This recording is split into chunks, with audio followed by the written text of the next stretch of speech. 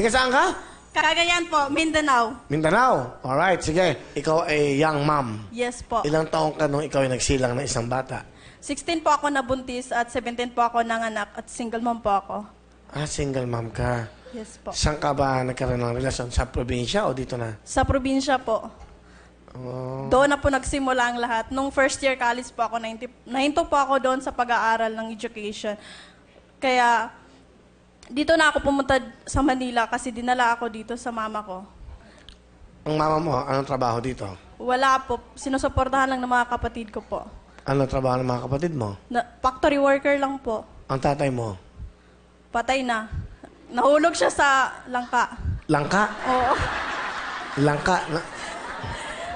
O tapos, paano siya namatay sa langka? Nahulog nga. Tapos, dito yung... Tumama yung ulo. Sa langka o hindi? Sa bato. Sa bato.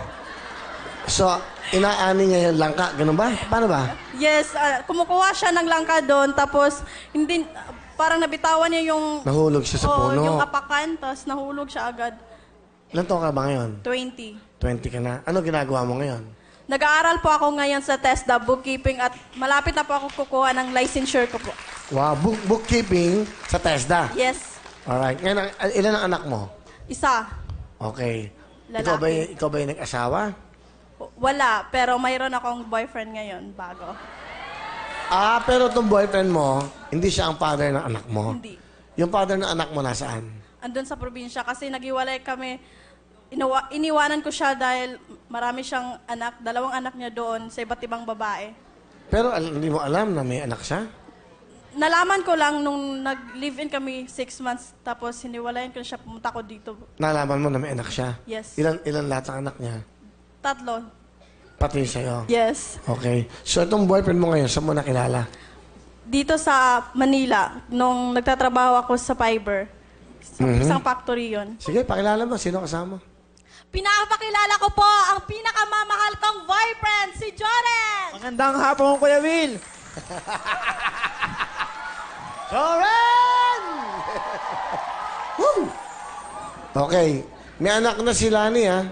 Tanggap mo yon. Opo, tanggap ko naman po. Nung nalaman mo may anak siya, hindi ba nagbago yung pakiramdam mo? Hindi naman po. Pag ano lang, talagang mahal ko siya.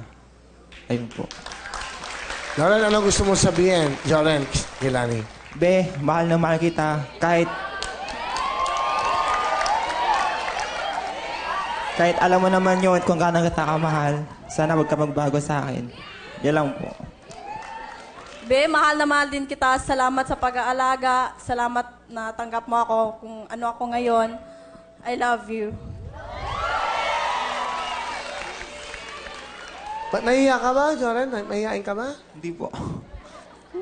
Magbabalak ba kayo magpakasal in the future? Kung sakali pong peragan ako ng magulang niya, Ayan, no, camera, oh. Paalam ko siya. At kasi nanay na lang naman niya, di ba? Ay, yung camera. Ayan. Sige. Nay, kung papayagan niyo po ako mamanghikan sa inyo, kasama lang aking mga magulang, sana po matanggap niyo po ako. Yan lang po. Salamat. Bakit? Ayan, no? Nagpaalam na sa nanay mo. Ano gusto mo sabihin? Hindi. Pero ano gusto mo sabihin sa kanya? Nagpaalam ka na sa nanay niya eh.